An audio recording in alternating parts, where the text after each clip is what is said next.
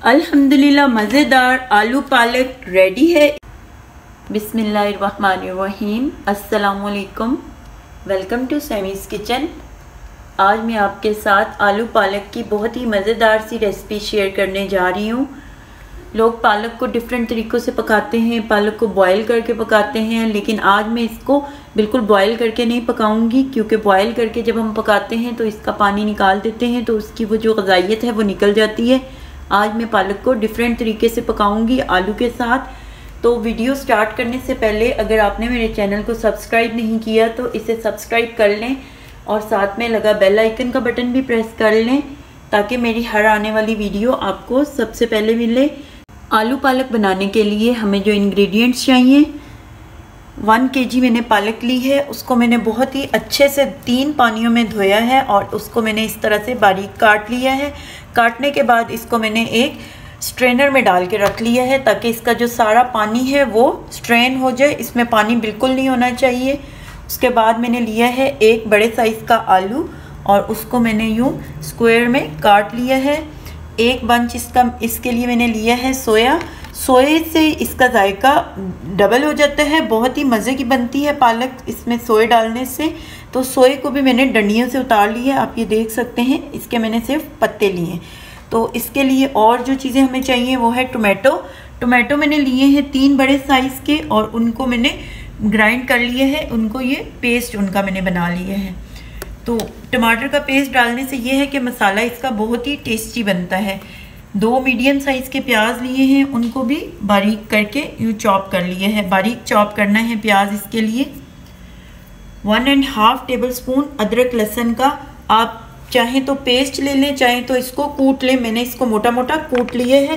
कूटे हुए अदरक लहसुन का टेस्ट ग्राइंड किए हुए की निस्बत बहुत अच्छा आता है, इसलिए मैंने कूटा हुआ यूज़ किया। 1 टेबलस्पून पिसा हुआ धनिया, 1 टेबलस्पून पिसा हुआ गरम मसाला, 1 टीस्पून कुटी हुई लाल मिर्च, 1 टीस्पून पिसी हुई लाल मिर्च। लाल मिर्च आपकी चॉइस पे डिपेंड करता है। अगर आपको स्पाइसी पसंद है तो आप इस तरह ले लें, वरना आप इनको कम या ज़्यादा कर सकते हैं। 1/2 टीस्पून हल्दी पाउडर, नमक हस्बे ज़रूरत। नमक आपने बहुत ध्यान से लेना है, क्योंकि पालक जो है वो ऑलरेडी नमकीन होती है, तो नमक भी आप चख के इसमें ऐड कर सकते हैं। 3 अदद सब्ज़ मिर्चें चाहिए हमें। 1/2 कप हमें चाहिए ऑयल।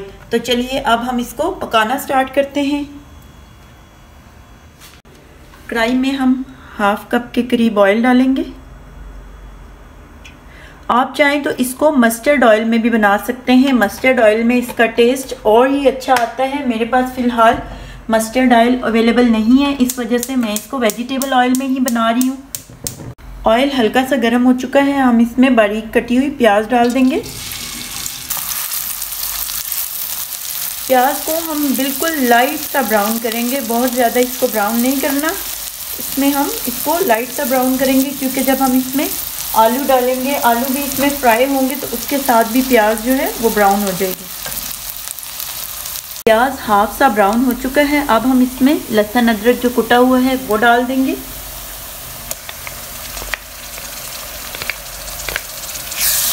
और लहसुन अदरक भी डाल के इसको हम 1 से 2 मिनट तक भूनेंगे प्याज के साथ। 2 मिनट तक हमने लहसुन को इसके साथ भून लिया है। अब हम इसमें जो टोमेटो का पेस्ट है वो ऐड कर देंगे।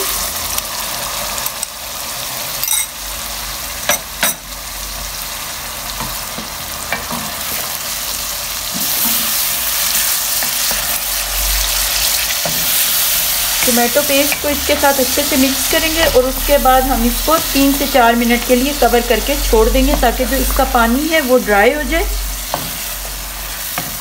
तो चलिए इसको अब हम कवर कर देते हैं। अब हम टोमेटो को देख लेते हैं इनका पानी कितना ड्राई हो चुका है। ऑलमोस्ट इनका पानी देखिए ड्राई हो चुका है, ऑयल भी निकल आया है।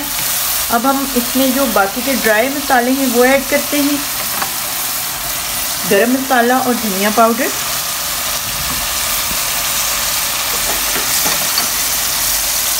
कुटी हुई लाल मिर्च और पिसी हुई लाल मिर्च, हल्दी पाउडर, और नमक। तमाम मसाले इनके साथ हम अच्छे से मिक्स कर लेंगे।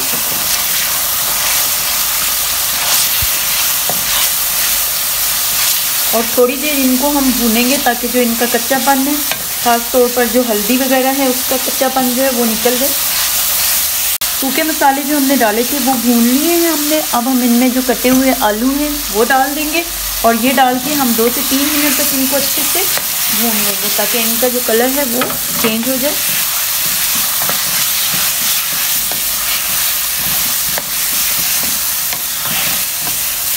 आलू मैंने मसाले के साथ 2 से 3 मिनट तक भून लिए हैं। अब इसमें मैं थोड़ा सा पानी डाल दूँगी, तकरीबन हाफ कप के करीब, और इसको हम 5 से 7 मिनट के लिए कवर कर देंगे और फ्लेम जो है वो बिल्कुल लो कर देंगे ताकि आलू जो है तकरीबन हाफ गल जाए, बाकी के ये पालक के साथ गल जाएंगे। तो चलिए इसको अब हम कवर करते हैं। तो चलिए अब हम आलूओं को देख लेते हैं। इनका पानी जो है वो ड्राई हो चुका है और ऑयल भी निकल आया है। ये देखिए कितना अच्छे से मसाला इनके साथ मिक्स हो गया है। पालक के लिए आपका मसाला जितना अच्छा होगा उतनी ही वो टेस्टी बनेगी। तो अब हम इसमें ऐड कर देते हैं पालक।